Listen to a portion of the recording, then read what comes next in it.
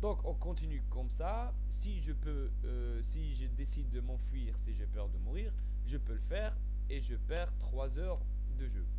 Sinon, si je continue et si je gagne, lui, je vais le garder avec moi. Pourquoi?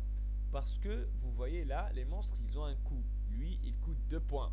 Donc, quand j'aurai les 10 points de Norway, je vais avancer le curseur ici. À chaque fois que j'ai 10 points, j'avance le curseur.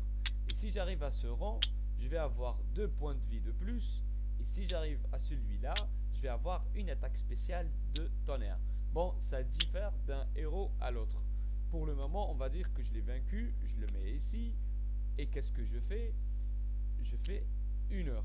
Comme ça, chaque combat, il va me coûter 1 heure. Sinon, si j'avais eu dans le dé, on va appeler ça le dé de destin. Si j'avais rien, donc ni carte rencontre, ni monstre, qu'est-ce que je fais? Je vais juste avancer le curseur d'1 heure, où il se passe rien. Après, je vais jouer avec mon autre héros qui se trouve ici. Dans le cas d'une carte rencontre, là on va dire que j'ai la carte rencontre. On le mélange et on sort la carte rencontre. Qu'est-ce qu'il arrive? Donc j'ai un monsieur qui est là, il vient vers moi, il me dit j'ai une très grande villa à Green Thrones. Je dois y aller car je veux en faire un refuge. Donc il veut transformer sa villa en refuge. Si je l'emmène à sa villa et je dois l'emmener dans une période précise, pas n'importe quel moment, je vais avoir 50 gold. La période précise est selon le scénario, ça diffère vraiment. Donc qu'est-ce que je fais?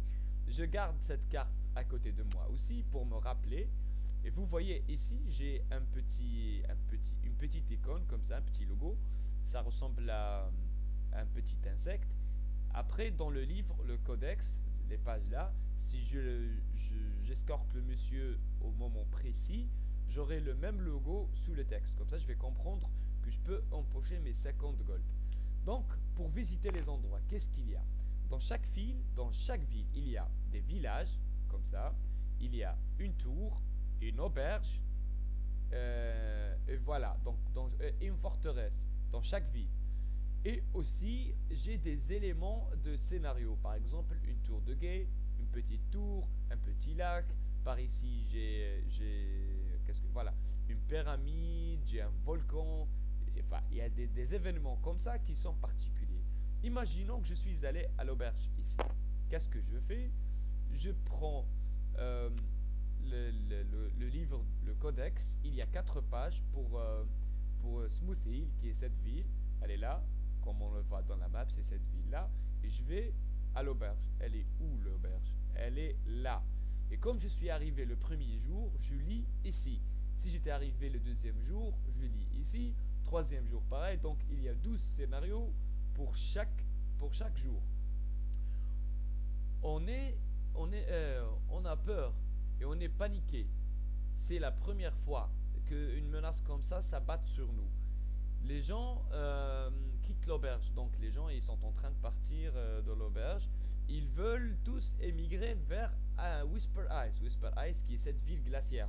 Pendant ce scénario, qui est l'apocalypse des soleils, les gens, ils vont tous chercher à aller vers cette ville. Donc on doit prendre en considération cette information. Donc après, j'ai 6 propositions. Qu'est-ce que je fais?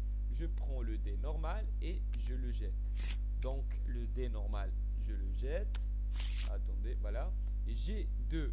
Je regarde la carte de l'auberge qui est là et je vais voir le 2. Vous tombez nez à nez avec des ennemis qui sont venus piller. Alors là, on fait un combat contre les ennemis. Sinon, on aurait pu, par exemple, on aurait pu avoir, par exemple, vous dormez, vous trouvez un objet, vous trouvez un vendeur, vous piochez une carte rencontre, donc vous rencontrez une personne.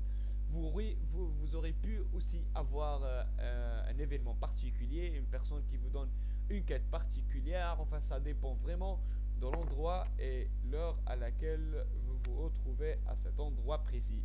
Je continue à jouer et n'oublions pas que je dois trouver la méthode et le vilain qui fait ça. Donc pour arrêter l'apocalypse, là je suis au 9e jour et je viens de trouver quelque chose. Je viens de trouver cet indice. C'est un indice de méthode. Une personne essaye d'invoquer un démon qui dort sous terre. Il a besoin de chaleur pour se réveiller. C'est pour ça que les soleils sont en train de descendre. Là, je explique. À son réveil, et ça sera la fin du monde. Il utilise une méthode, ça c'est la personne qui essaie, bien sûr pas le monstre, une méthode alchimique, un dessin magique est tracé quelque part. Il faut trouver le dessin. Donc là, mon but c'est je trouve le dessin, j'arrête les soleils, mais c'est pas encore fini. Je dois tuer le méchant, même si j'arrête les soleils, ou bien le contraire. Si je tue le méchant, je dois toujours arrêter avant les 12 jours. Donc je lance le dé, et là j'en ai un. Et la première possibilité, c'est effacer le dessin alchimique à Lost Soul. Lost Soul, c'est ce château-là. Et ce château, c'est le plus difficile de la carte. C'est vraiment pas de chance. Je garde la carte à côté. Et là, je dirige ma quête vers Lost Souls. Donc, je dois effacer cet cercle alchimique pour continuer ma quête pour trouver le vilain. Donc, imaginons que je suis arrivé ici. On va dire qu'avec les quêtes, les histoires et les monstres, ça m'a pris, on va dire, 2 jours. J'arrive là le 9e jour. Qu'est-ce qu'on fait? Je prends la page de Lost Souls et on voit ce que ça dit. Je suis arrivé le 9e jour et le 9e jour ça dit, voilà, un homme cornu vous regarde de loin. C'est le serviteur des ténèbres. Vous êtes venu ici de votre plein gré. Vous cherchez sans doute à tomber sur une bête comme celle-là. Et là, vous tombez sur le boss du tonnerre. Qu'est-ce que le boss du tonnerre? Bon, les boss, comme dans tous les jeux, c'est des monstres plus difficiles et plus hardcore que les monstres classiques. Là, on a le boss du feu, là, on a un boss qui n'a pas d'éléments, boss du poison, et voici notre boss du tonnerre. Bien sûr, au cours de notre histoire dans le jeu, quand on rencontre des personnes, certaines nous donnent des indices. Et on peut facilement, grâce à ces indices, vaincre les boss ou bien les méchants facilement. Tout est... vous connaissez les jeux, la série des Dark Souls, Bloodborne, c'est la même chose. Plus vous lisez et vous parlez avec les gens, vous lisez les descriptions des objets, plus vous comprenez l'histoire qui arrive dans ce monde. Donc là, on a l'épouse du ciel, qui est le boss du... Et c'est pas la boss de la fin du jeu, de la fin du jeu, c'est juste une boss, c'est, on va dire, une sous-boss. Parce que pour la fin du jeu, il faut vaincre le vilain, le seigneur, voilà. Elle a 3 moves, un slash de tonnerre, un slash vertical de tonnerre aussi, un pic de tonnerre, une attaque tonnerre, une défense horizontale et verticale épique, une attaque tonnerre spéciale et 20 points de vie. Sinon, quand on va la vaincre, on va gagner une attaque spéciale tonnerre et une méga potion et 30 gold. Donc, imaginons que j'ai vaincu le boss. Bon, les combats de boss, ça coûte, je pense, 6 heures. Oui, voilà. 1, 2, 3, 4, 5, 6. Et je suis toujours au 9e jour.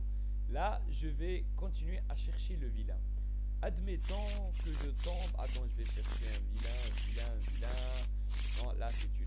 Bon, si je trouve une autre carte méthode, je vais tout simplement la défausser comme celle-là.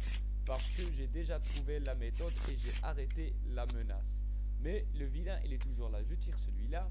C'est le bras droit du mal. Le comte von Kalmer était le bras droit du grand seigneur du mal avant la guerre. Et après la défaite de ce dernier, il a disparu. Tout le monde dit qu'il prépare secrètement un très grand coup, le coup fatal, le coup final, peut-être l'anéantissement du monde connu. Donc là, on va se battre contre ce vilain-là, qui est le vilain final.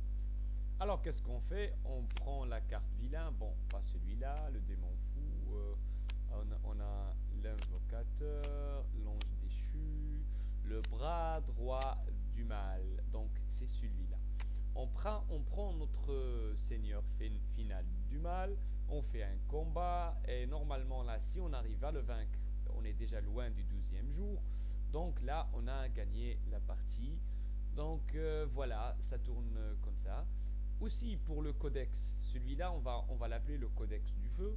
On peut aussi faire plusieurs livres avec plusieurs scénarios. Comme il n'y a que 14 pages, c'est facile à faire, c'est très facile. Donc du coup, on fait plusieurs sortes d'apocalypse avec plusieurs solutions. Comme ça, si vous faites le tour de tout le livre de 14 pages, vous prenez un autre livre, après on pourra sortir un autre livre, on va comme ça avoir des scénarios à chaque fois, le même jeu, mais plusieurs scénarios à jouer uniquement avec les livres.